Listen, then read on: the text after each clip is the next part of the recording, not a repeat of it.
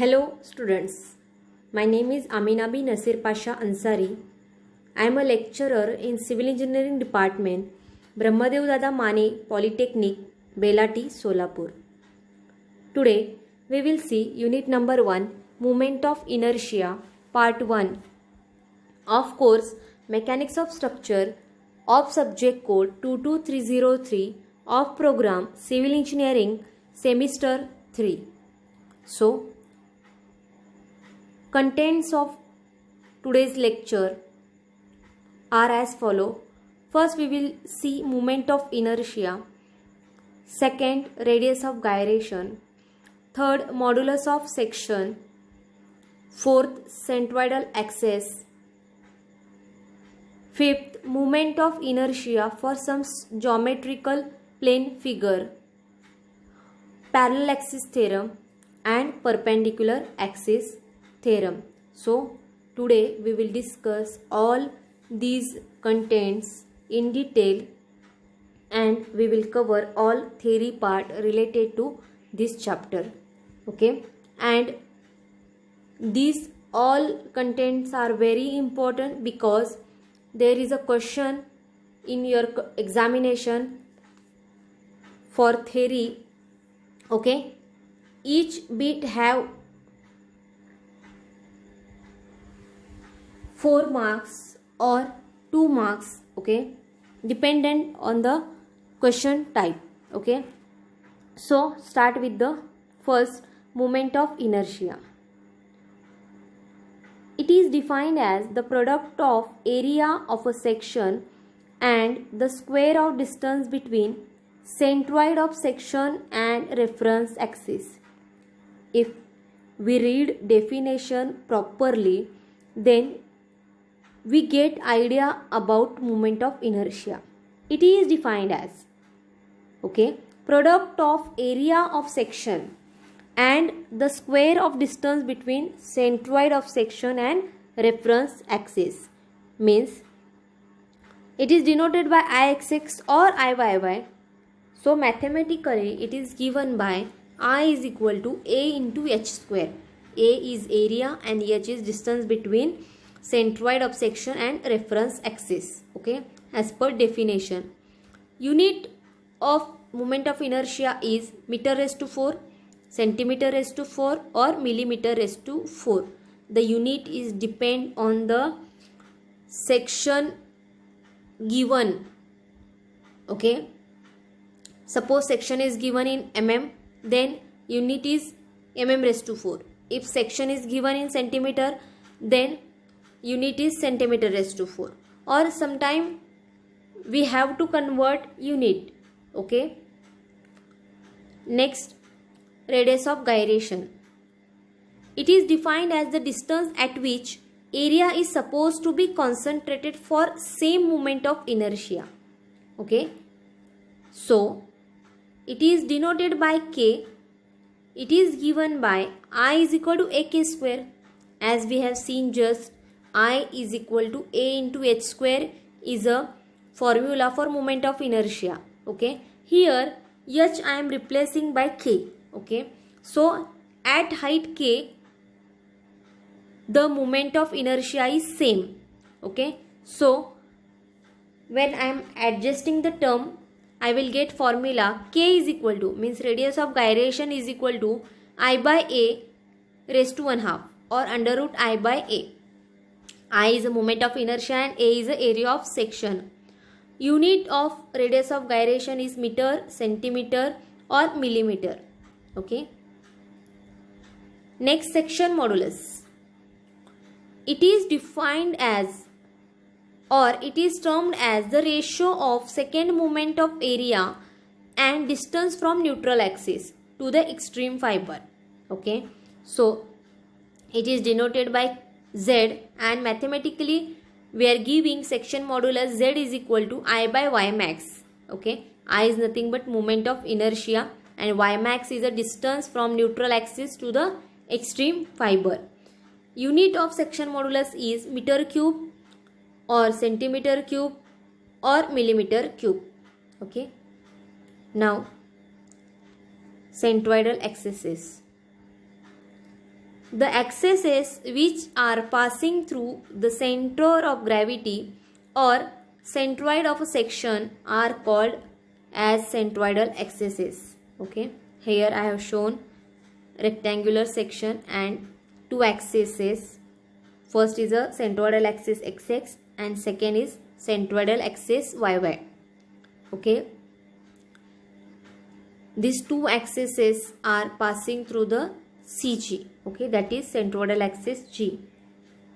Therefore, xx and yy axis called as centroidal axes. Okay. Now, next is EMI of geometric plane figure. Okay, I have shown one tabular format which indicates some columns. First column is the name of figure, second is figure, area, distance of centroid from base, Ixx and Iyy. Okay, so in our syllabus, some standards formulae are available to calculate moment of inertia about xx and Iyy. So this table is very useful to calculate moment of inertia of standard figures. Okay, so first we are taking rectangular section having width b and depth d. Area we are calculating b into d. Distance of centroid from base is d by 2.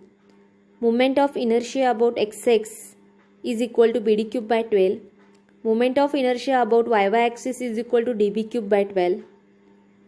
Now next, hollow rectangular section. I have shown figure. External dimensions are capital B into capital D and internal small b into d. Area we are calculating using formula capital BD minus small bd. Center of the centroidal distance from base is d by 2 and Ixx, that is moment of inertia about xx is equal to bd cube minus small bd cube by 12 and Iyy, that is moment of inertia about y axis capital db cube minus small db cube by 12. Circular section. I have shown one circle here having external diameter capital D. Area we are calculating pi by 4 capital D square. Distance of centroid from base is r and moment of inertia about xx and y axis are same for both the axes. Therefore, the formula is pi by 64 into d raised to 4. Hollow circular section. I have shown external diameter d and internal diameter small d. Area we are calculating using formula pi by 4 into capital D square minus small d square. Distance of centroid from base is r and moment of inertia about both the axes are same and that we are calculating using formula pi by 64 into d raised to 4 minus small d raised to 4. Now next figures. Semicircle. I have shown semicircle here having base d. We are calculating area using formula pi r square by 2. Distance of centroid from base is 4r by 3 pi and moment of inertia about xx is we are calculating 0.11 r raised to 4 and moment of inertia about y axis we are calculating using formula pi r raised to 4 by 8. Quarter circle figure I have shown having radius r on both the side. Area we are calculating using formula pi r square by 4. Distance of centroid from base is 4r by 3 pi and Ixx is equal to Iyy is equal to 0.055 r raised to 4. Triangular section I have shown here having base b and height h. Area of triangle we are calculating 1/2 into base into height. Okay. Distance of centroid from base is h by 3 and moment of inertia about xx and y axis. I have given the equations. For xx axis we are taking equation bh cube by 36 and for Iy we are taking formula hb cube by 48.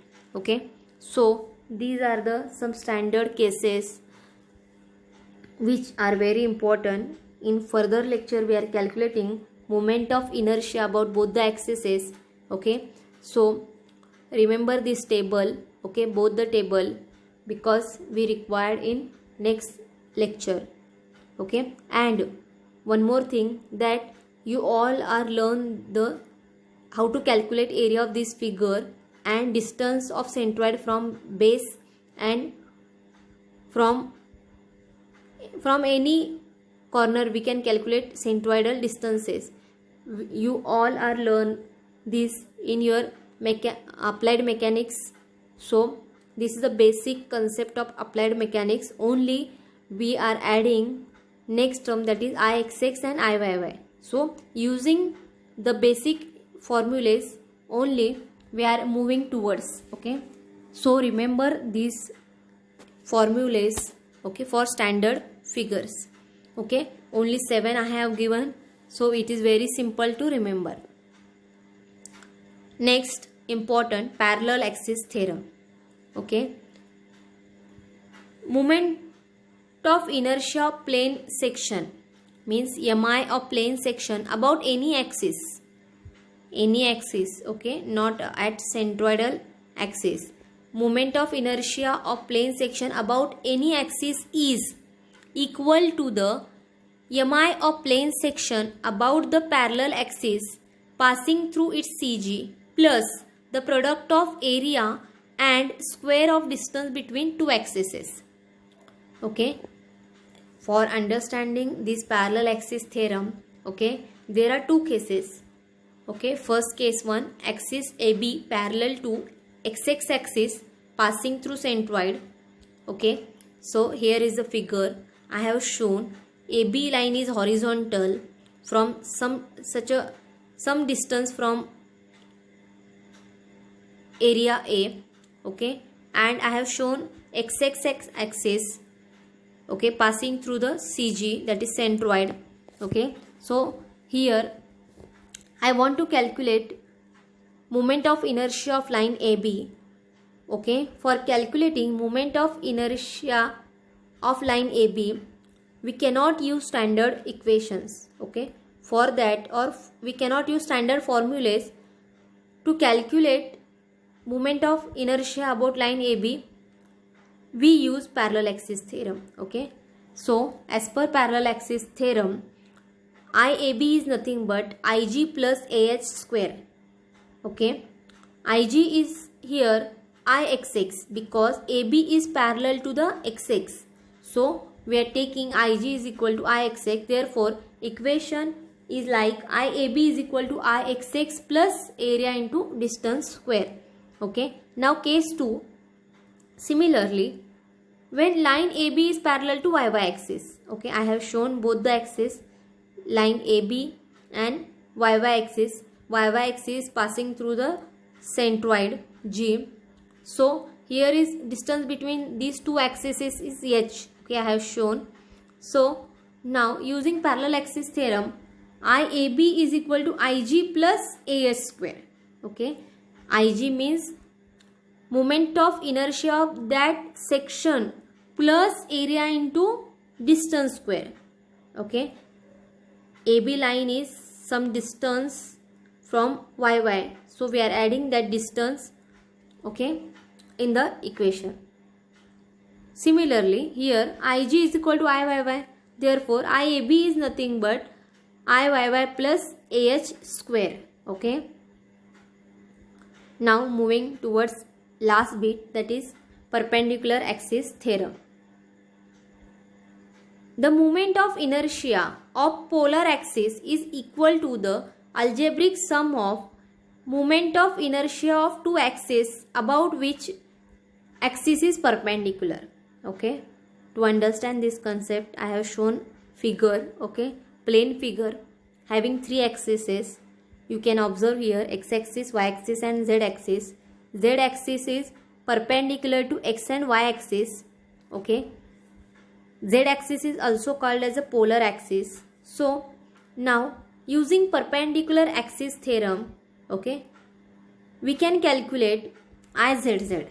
Okay, Izz is nothing but it is a algebraic sum of Ixx plus Iyy. Okay, algebraic sum of mi of two axes. Okay, and Izz is moment of inertia about zz. Okay, so by using perpendicular axis theorem we can find Izz.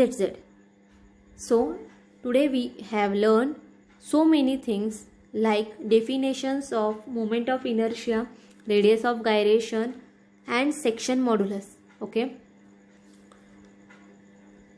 the examiner may ask definition of mi, radius of gyration and section modulus for 2 marks in examination, or examiner may ask standard formulas. Okay, or there is a 4-mark question in question number 2 regarding write the parallel axis theorem or perpendicular axis theorem, or explain perpendicular axis theorem or parallel axis theorem. So this unit is very important, so please go through this unit. I hope you all understood the basic concept of moment of inertia.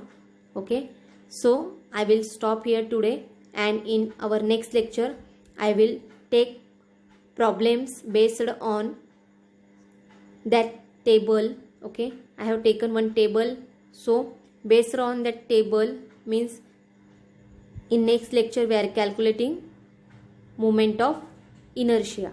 Okay, so I will stop here. Thank you.